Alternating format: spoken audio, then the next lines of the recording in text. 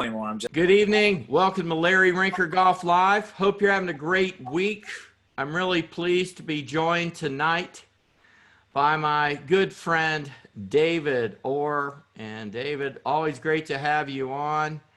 And here I've got a new book out, The Journeyman. So that's something you can get on my website, larryrinker.com. A lot of great stuff in there. There's a lot of anecdotes and mental weapons and life lessons I learned along the way, but that's available now. And there's David Orr, my special guest.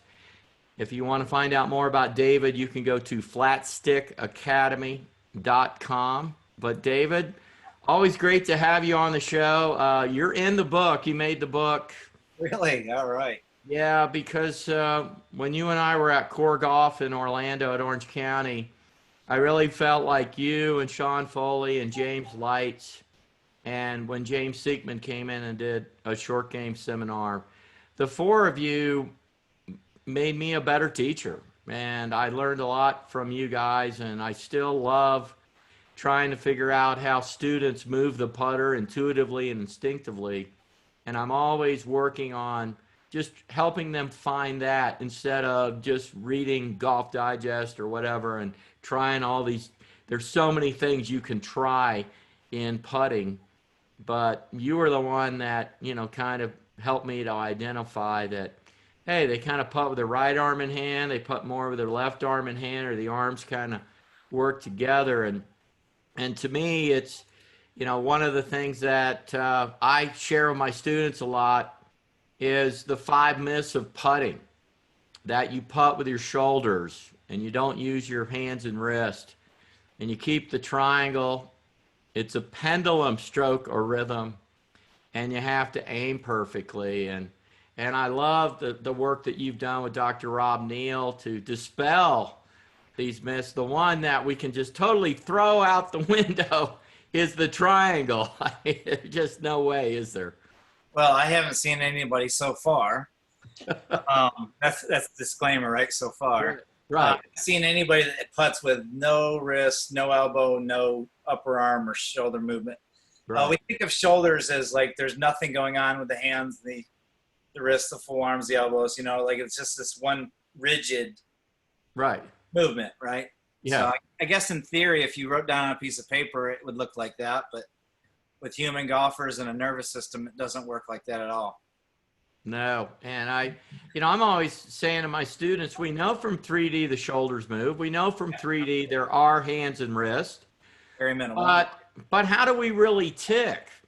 And I always ask the question, name one thing in life that your shoulders control what your arms, hands, and wrists do, and whatever you're holding. And nobody's been able to come up with anything. And I think with what we're finding out now with 3D and some force plates and so many things, Sam Putt Lab, Quintech, launch monitors for putting, we're learning so much, but I think it really comes down to how do we tick? How does the conscious brain really work for when we putt? And as well as I do, great putting really comes out of vision, doesn't it? It really comes from seeing yourself making putts. Well, it's vision, it's coordination, it's awareness, it's feel, it's all of it, right? Yeah. So getting back to the shoulder thing, some players might initiate the movement with a shoulder, but that doesn't mean that that's being sustained throughout the whole stroke. Make sense? Yeah. In fact, I would say the vast majority of golfers deliver the golf club with the trail arm. More specifically, the trail hand with a hand throw. That's where they're adding loft. Right. Or a trail armed throw where they're pulling putts, or they're throwing the right arm and twisting the hands under where they're starting to begin the precursor to the yip. Right. So I would say the vast majority of golfers intuitively try to push with the bottom hand or the trail arm. Typically we see this obviously when the backswing's too short and they try to step on the gas pedal and then they swipe across it and then they twist under and they hit little baby fades across the putting green. I would think that you've probably shortened a lot more strokes than you've lengthened. Depends on short putts, yes. So what's interesting with amateurs, the stroke's too long for the short ones, especially the follow through. and the backswing, the longer the putt, the strokes aren't long enough. So it's flip-flopped. Good players have a short stroke for a short putt and a longer stroke for a long putt. So I think that's because what's interesting about putting instruction is a lot of people have these little key words or phrases going around. Take it back short, accelerate, follow through. So they're like verbalizing the putting stroke. You know what I mean? And it's like, I told the guy, I said, you're accelerating for too long. And he looked at me like, what? I said, you're accelerating for too long. And that immediately got him to shorten the stroke to where it was a little bit more symmetrical. And the only reason why I use that sometimes as a concept is to make sure the force going back and the force coming down feel balanced. And that will tend toward a more of a symmetrical stroke. Whereas when they're taking it back short, there's very little force being applied, then a whole bunch of force being applied. So it's not balanced out so much. So, golfers, they've got a lot of stuff going through their heads. I love what Jason Goldsmith, who's a mental performance coach out on the PGA Tour, told me. He said, you should be able to fit your word cues on your putting stroke onto a fortune cookie. So I thought that was pretty cool. You're only fitting a couple words, you know what I mean? Like grip, set up, backswing, whatever. You know what I mean? Just should be able to fit on a fortune cookie. So I got to give Jason Goldsmith credit for that one. That's a really good analogy because some people have these long grocery lists of things going on just at address. You know what I mean? Yeah. We haven't even took it back yet. So. Well, I had a putting lesson with Tim Fincham today. The former commissioner of the PGA Tour, and he had his left hand a little too under, and I wanted to get, how the Stocktons really want that thumb right down the shaft, get that. And so I got his grip a little better, and he had kind of dead weight with the putter. I wanted to get a little forward shaft lean and just get his weight a little more in his left foot. And I'm always saying, just get your knees slightly toward the target. And let's use gravity. Let's have gravity help us get this putter through a little bit. Well, I wish gravity could take the putter through all by itself, but it doesn't. We have to attach to it, and we do have muscle, and we do apply force. And the work that the golfer is doing is applying force and torque to the handle of the club. It's funny, some players do like to feel that dead weight. I got to spend some time, obviously, with Stan Utley this summer. That was fun. He came to Pine Needles, and we shared some ideas. And then, obviously, Brad Faxon's been a few times, and we've shared ideas. And it's great to talk to these great minds, about putting and their genius. And it's funny because Stan goes to me, he goes, I don't know what I do, and if it's for me or if the information was just for me, but this is what I feel. And it's pretty interesting how Stan said, I have just a few little things that I work on, and that's it. It's like I stay in this little area. Right. He doesn't wander off, try and claw or lead hand low, or he's got certain little feels that he has, and he just kind of runs through them as opposed to just randomly trying stuff. And by the way, he had the lightest putter of anybody I've measured so far. The thing weighed, it was 36 inches long. So swing weight to me is not as important as overall weight. Okay. But it was really light overall weight. Oh yeah. It was an old ping answer. The head might've weighed 320, the shaft, maybe 100, 105 grams. And the grip was 59 grams. So it was really light. Yeah. And, but I put it on a whole club MOI machine, and because of its length, it actually had a good feel. Right. So even though it was weighed light, it felt nice, so, he said on my Sirius XM radio show a couple years ago that he knew his stroke was right where he wanted it when he returned the putter face 1.7 degrees open. And I think that's a myth where people think they have to aim perfectly. I remember when everybody started getting a line on their putter, a line on their ball, and hey, you better have a stroke that returns it dead zero, returns it right where you started it if you do that. But we've had great putters that are left aimers, the Stocktons and Jack Nicklaus and Lee Trevino, and there's some pretty good putters that are right aimers. Tiger Woods, Faxon, Larry Rinker. Luke Donald, yeah. Luke, yeah, I know you know more, but And I didn't even know I aimed to the right or pulled my putts until I got measured by Dr. Rob Neal. Yeah. So it's interesting. So guys that aim left do one of two things. They either fan it open in the transition. So they aim a little left, they fan it open, right? Yeah. They under twist and under rock to block off the rotation, right? And then your right aimers, they either let the toe flow and release it hard like Tiger, right? And yours truly. Yeah, or they kind of carry the open face across the ball a little bit, so it's interesting to watch, how people use the face relative to where they aim to where they hit it at impact. It's pretty interesting. So, well, I tell people, you got a gun and you sight it and you aim it at the target and it shoots high and right. So all you got to do is aim low left and I hit my target. And I really believe a lot of great putters learned how to aim their strokes. 100%. So that's when we're talking about putter aim, we have to understand, is it a visual issue, right? Or is it a targeting issue, right? Or is it their pattern? Right. Grandpa's gun. I got that from David Adele. So if Grandpa's gun shoots to the right, start aiming a little left and don't know it, and you start person hits a pull, they start aiming a little more to the right. So it's interesting how some golfers aim their stroke, and that's perfectly fine.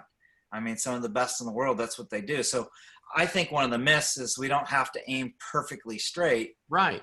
Especially if our pattern tends to hit a pull. Right.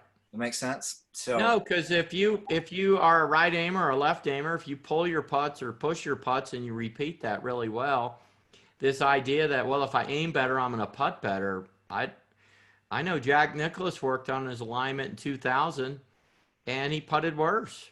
Yeah. He aimed better and putted worse. Now, what I like to do sometimes is maybe somebody has a pull tendency, right?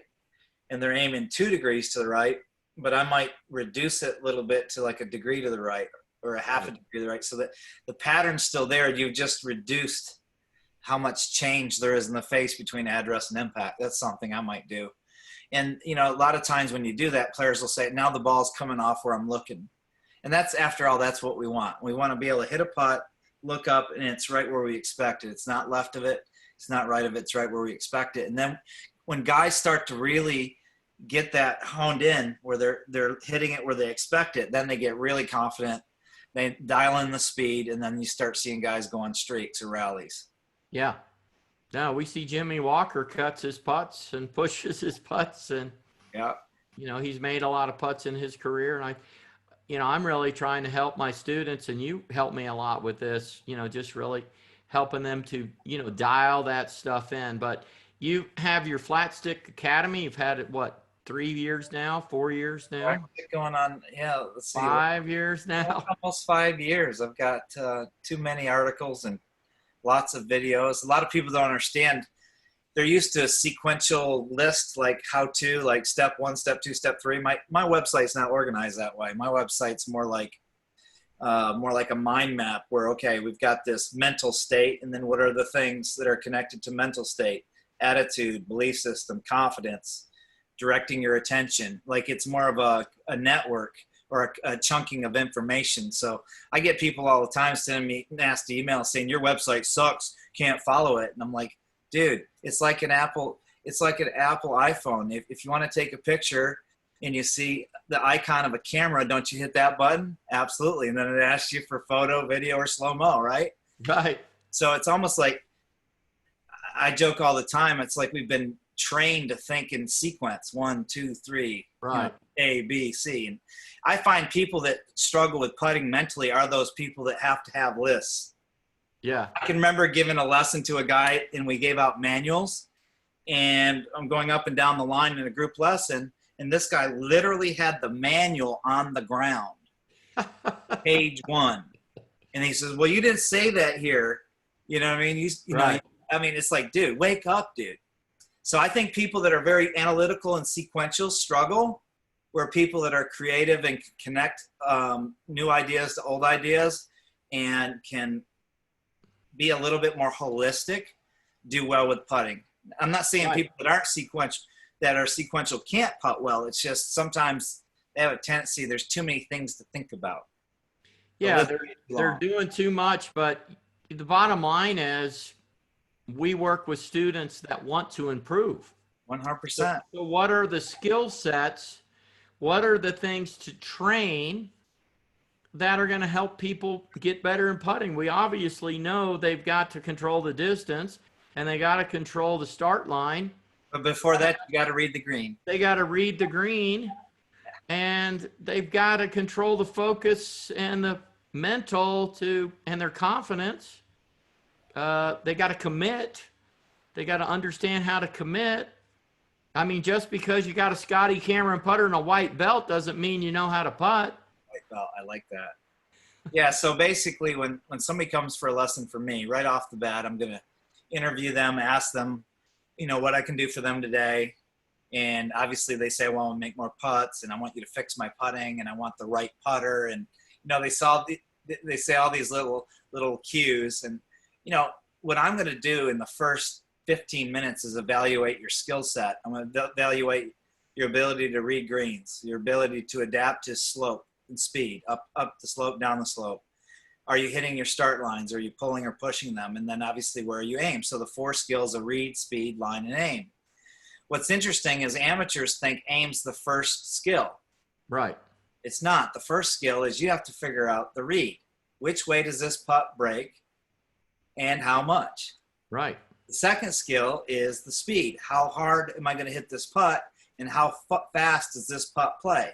Right. One of the cool things with TrackMan putting is you can actually use TrackMan putting out on the green and you can see how the effective stimp changes uphill, side hill, and downhill.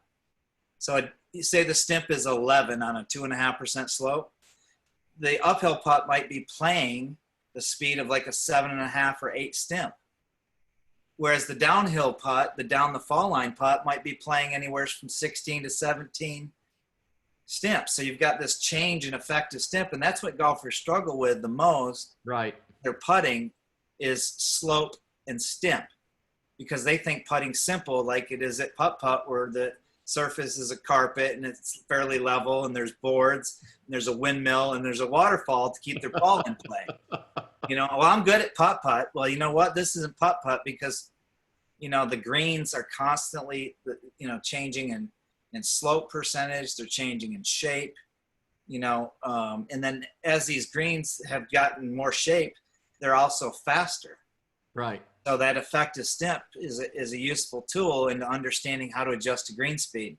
And then obviously based on the speed that they choose or intend to hit the putt, then that determines the line. Are we using, so I'm a skier, so are we using an aggressive line, okay, around the gate?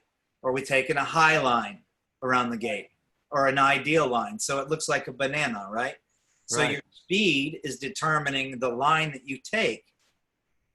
Just like in skiing around a gate. That makes sense? I'm not a skier, but I get it. And I've seen John Graham with his videos rolling balls and there's no one line to make a putt. That's the beautiful thing. When you get off the fall line or the zero line, putting becomes less, direction doesn't have to be as perfect, but speed has to become more and more important. Right. Makes sense? And then Totally. once you have this intended line, where are you aimed relative to that intended line? So I always tell my students that aim is further down in the process. It's read, which way, how much, speed, how fast, right? Which line, and then where you aim. That makes sense. So they start to understand that I'm not aiming first. So so aim is really, back when I did research with Adele back in 2007, 2008, we did a lot of research on aim and it was important. But as I've become coaching at the highest level and coaching hundreds and hundreds of lessons, aim is not quite as important as I once thought, but it is important. Right. You can't be aiming toward the clubhouse when the hole's over here, but right. But as far as perfect aim, it doesn't need to be perfect, but you better know what your pattern is. That's huge. Right. So those 4 skills right there. Right. And I didn't even know what my pattern was. I didn't know that I'm a right aimer until I got measured. Yeah. And then we measured you, Doc Neal measured you, and we found out that you are a little de-lofted and you have a little bit of right arm throw. You're old school stroke, right? Absolutely. I That's putted with an 8802. Come on. yeah. Well, you know what's interesting. I don't mind if a player's a little risky to have the shaft setting toward the lead side, and Yeah. employ a little bit of just don't go past. Just Early. return it, right? Right. And, so usually players that have a hand throw or an arm throw, I might offset the hands and then tilt a little bit. Do you see what I'm saying? Yeah. And that keeps that right arm underneath instead Right. of roundhousing this way. Keeps it underneath, keeps it in the plane, so to speak, right? Well, something you taught me about the right hand grip is the right hand grip. If it's slightly under, it helps people like me release it better. Yeah, well, if you can now. I don't like to turn it more than, let's say, 10 to 20 degrees. Right.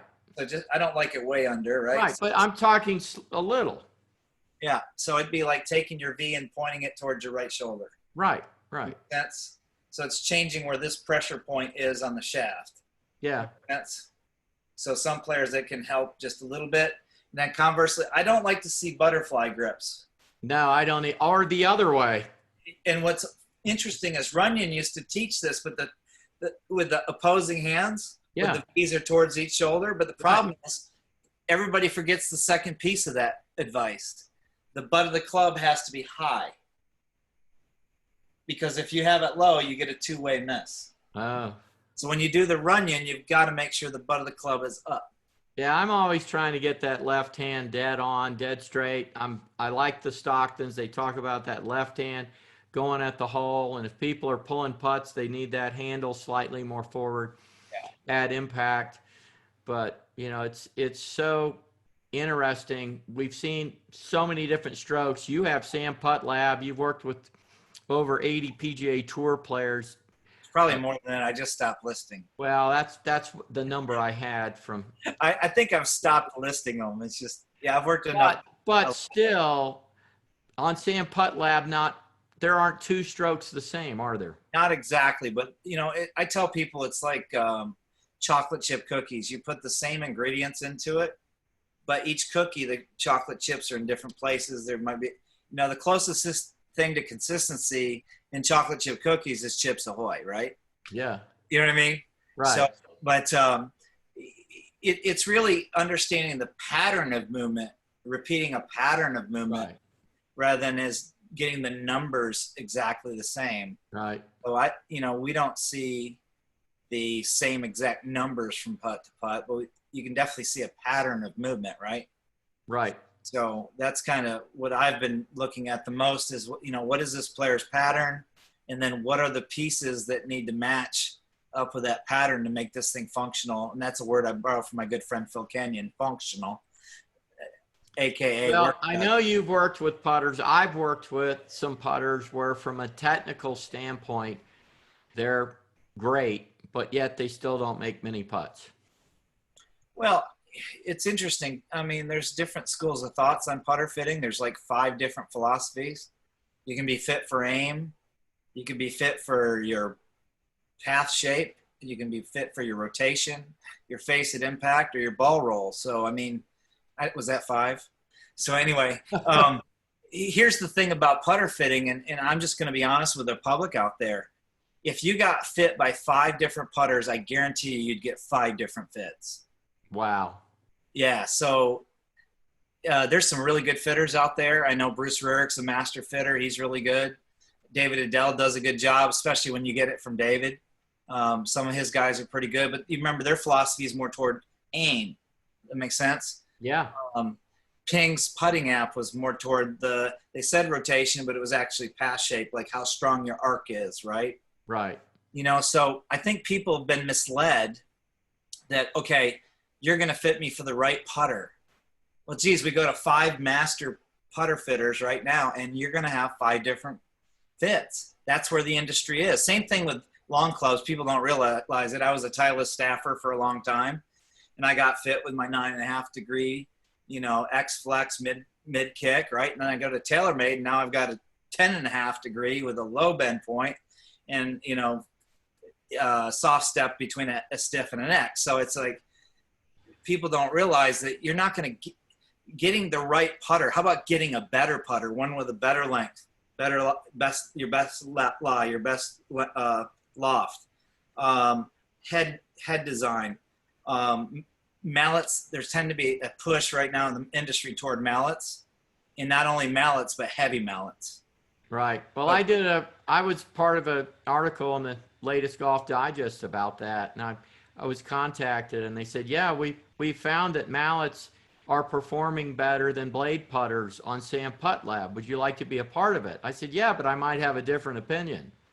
Well, I don't see that, and I've collected thousands upon thousands upon thousands of strokes for the last 14 years. But I just don't get. That is not true. That is so not true. That is just makes. Well, that was my thing, and who says that the less you open and close the face, the better you're going to putt? Well, then you start with that premise, and we've had engineers in the putting world for over 40 years trying to reduce the MOI of a putter face. Yeah, that's the problem. Yeah, and guys that putt with their trail arm in hand, they open and close the face the most. I will say one kind thing about engineers. At least the engineers at Ping can play. Marty Jertson and Corey and those boys, they can play. So they do a good job. But yeah, I know what the theory is, and I know you can manipulate research and data all you want. I'm sorry. I don't think mallets perform best for everyone. For some people, obviously. Look at, you've got the Spider, which is a toe hanging. Yes. Now. MOI mallet, right? And it's a very popular putter for a reason. You look at the Odyssey 7. It's one of the best modern mallets of all time. How do you know if a putter's a good design? It's been copied by everybody. Right. And the Ping Answer and Answer 2 are the two most copied putters in golf. And when I was watching the PGA a couple weeks ago, pretty much everybody was putting with the putter that looked like an Answer or an Answer 2. Yeah. So I think a blade is, tends to be lighter than a mallet, tends to, not always, but tends to. So it's easier to rotate. Center mass is closer to the face, whereas on a mallet, center mass further back, and they tend to be heavier, so it's harder to rotate. So I don't think it's toe hang by itself. I think weight has a little bit to do with that. Sasha McKenzie's done some good work on toe hang and face balance stuff. Yeah, he has. He really has. So it's, the information's out there, but at the end of the day, the person standing in front of you, it's how well do they coordinate the motion. So I'll give you it. For instance, I have one of my online students, 11-year-old, came in from New Jersey, and I weighed his putter. It was cut down to 28 inches. And I weighed his putter, and it weighed 575 grams total weight. I putt with one that's 505 grams. Faxon putts with one that's under 500 grams. Ollie's is under 490. I mean, here's this little 11-year-old kid with a putter that's literally swinging him. And that's one of the coolest things that I've been doing is I've been putter fitting my juniors. We don't need – remember back in the day when we had a Ping Answer, we cut it down, it was too light? Yeah. And because we thought we had to get the swing weight up. Well, we ignored the overall weight. So what's interesting is with these modern head weights being 355, 365, 375, in a lot of cases, not every case, but in a lot of cases, you don't have to add lead tape. You just cut it down and get the right weight grip on there. And, kid can be putting with a Scotty Cameron, with the right size grip on it. That's another thing. I think juniors, their little hands and their little fingers don't need these big fat tennis grips on the ground. No, they don't. And we do a thing with Right Balance where we can fit the grips. And I that's another one where let's get this big grip and take the hands out of putting.